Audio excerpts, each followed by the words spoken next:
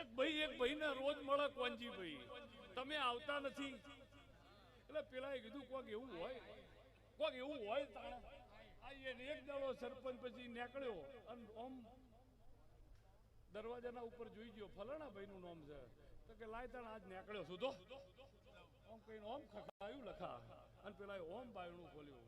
ઓહો તમે એટલે ઓને આમ જોયું પણ પેલો જે બાયણું ખોલવાળો હતો એને માથે ટકો હતો કે હશે ભાઈ. અંદર જઈને બેઠા બાબાને ટવકો પાડ્યો, એ મહેમાન છે પાણી જાય. છોકરો પાણી લઈને ઇનાય માથે ટકો. એક છોકરું નિહાળ જઈને આવ્યું, એને દફતર મેલ્યું અને આમ કઈ ટોપી ગાડી એના માથે ટકો.